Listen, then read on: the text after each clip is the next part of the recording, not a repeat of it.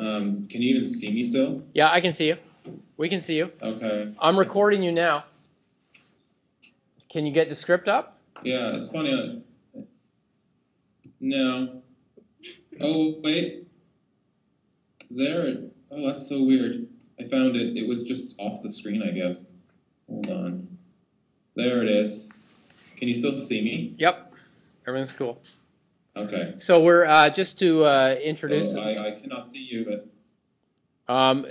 We can see you fine. So tell us about Tony Baldwin's script, The Cabin, First Impressions.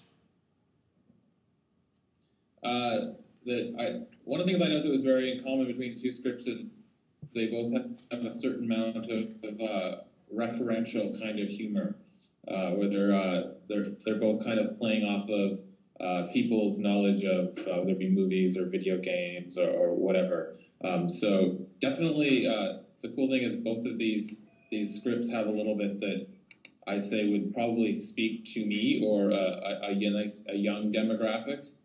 Probably something that I would say might be a little more online friendly than television friendly, because once you start doing, or film friendly, once you start getting into some of this stuff, it can be difficult legally in Canada. But who cares about lawyers right now? Let's talk about scripts. It's well written.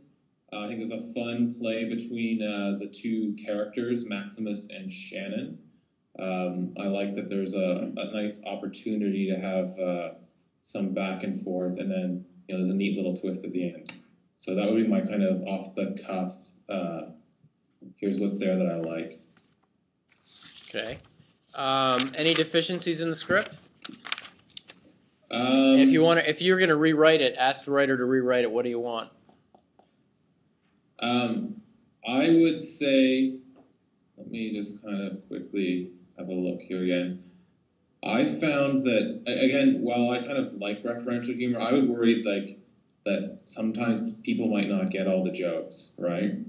Because you have to have seen some of these movies to kind of get the jokes. So I would want to make sure that people are going to be able to be in on the joke a little bit easier, probably. It doesn't mean you have to drop references to, say, Inception or Evil Dead or whatever, but you just want to make sure that the joke works for people who don't know it, and the joke works for people that do know it. So the people that do know it feel like they're in on an insider, deeper level.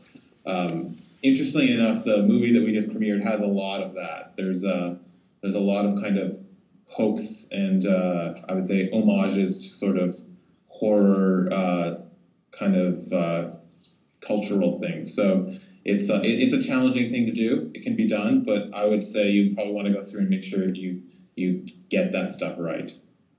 And so the best thing to do is run it by your mother, who has never seen any of these movies.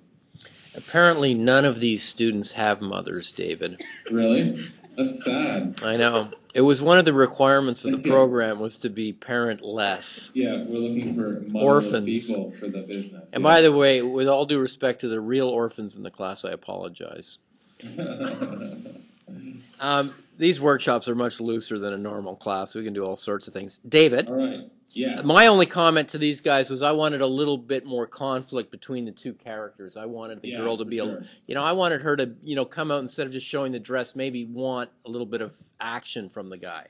Yeah, she's kind of suggesting that, but maybe you might want to push it a little bit more, I would say. And I guess ultimately kind of what happens to them isn't really necessarily tied to the conflict between the two of them. So I would say in a larger piece, you probably want to find a way to kind of make those kind of two things come together. It's always tough in a 3-minute bit, right? To have like characters with, proper motivations and not be too plotty. So say that again. If it was longer, you'd want what they want. Well, they're having this little conflict, right? Yeah. Between the two of them, which is, it seems to be she's ready for sexy time, basically, and he's kind of more preoccupied with bitching about Harry Potter. So, So bring them together. Yeah, what does that have to do with sort of what's happening plot-wise in terms of you've got all this weird Inception, Evil Dead attacking the cabin stuff.